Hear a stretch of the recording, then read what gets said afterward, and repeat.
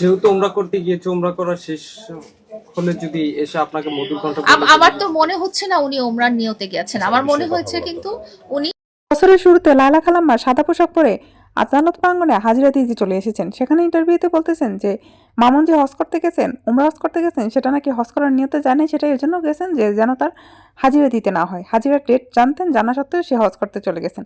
এখন কথা হচ্ছে যে হাজিরা যে সাদা ড্রেস পরে, সেজন্য কি আপনি সাদা বোরকা পরে তারপরে আদালত প্রাঙ্গণে হাজিরা দিতে চলে আসছেন? এটা একটু বেশি বাড়াবাড়ি হয়ে গেল না? ও একজন গেছে হজ করতে, সেজন্য খালাম্মা একদম হাজি সেজে চলে এসেছেন। এটা তার এবং রাষ্ট্রের মধ্যে, এখানে আমি কিন্তু ডাইরেক্টলি ইনভলভ না।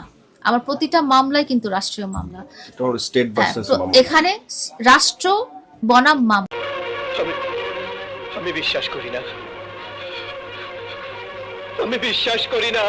লায়লা খালাম্মা অনেক তো হয়েছে, এই ছোট্ট একটা পিছিয়ে না এতে একটু ভুল করছে তাই বলে আপনি 5-5টা মামলা দিয়ে রাখবেন? তাও আবার এমন শক্তপোক্তভাবে মামলা দিচ্ছেন, আপনি নিজেই বলতেছেন যে রাষ্ট্রপক্ষের কাছে চলে গেছে, এত আমি মানে সরাসরি এই সংযুক্ত না। তো আপনি তো বাদীপক্ষ, আপনি চাইলে কিন্তু পারেন সেই মামলাগুলো থেকে বেচারাকে অব্যাহতি দিতে কোনো না কোনোভাবে, কিন্তু না, আপনি সেটা করবেন না।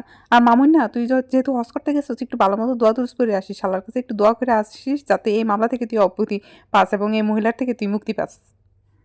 সঠিক বলেছেন, আপনার বুদ্ধি ভালো। আমি আসলে বলতে চাচ্ছি যে তার মধ্যে অপরাধ করার প্রবণতাটা খুব বেড়ে গেছে। প্রথমেও ছিল, যেটার প্রেক্ষিতে আমি আদালতে এসেছি, এবং সেটা এখনো দিনকে দিন বেড়ে যাচ্ছে।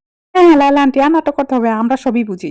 আপনাকে ছেড়ে চলে গেছে, আপনাকে সঙ্গ দেয় নাই, হ্যাঁ, সেজন্য আপনার এত রাগ, এত ক্ষোভ। আপনি ওনাকে অনেক বেশি ভালোবাসছিলেন কিন্তু পান নাই, সে ছেড়ে চলে গেছে, সেজন্য হচ্ছে আপনি একটার পর একটা মামলা দিয়ে গেছেন। এজন্য আপনি তাকে মামলা দেন না যে সে কিশোর গ্যাংয়ের সাথে জড়িত, সে বিভিন্ন অপরাধ করতেছে, সেই দায়িত্ব তো আপনাকে কেউ দেয় নাই, তার ফ্যামিলি মেম্বার দিছে না, সে কারোর সাথে অপরাধ করছে, সেই অপরাধীরা এসে আপনারা বলছে যে আপনি একটা মামলা দিয়ে ওরে শাস্তি দেন, বা সেই শাস্তি দেওয়ার জন্য তো আপনারা কেউ দায়িত্ব দেয় নাই। তাহলে আপনি কেন ওর পিছনে লাগিয়ে আছেন?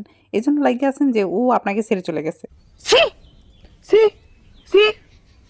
যেহেতু আমি জীবনের শেষ পর্যায়ে আছি, আমি যদি মারাও যাই, আমি রাষ্ট্রের কাছে বলে যেতে চাই যেন আমার উপরে ঘটে যাওয়া সমস্ত অপরাধের এবং অন্যায়ের যেন বিচার চলমান থাকে, এবং যতটুকু শাস্তি দেওয়া দরকার ততটুকু শাস্তি।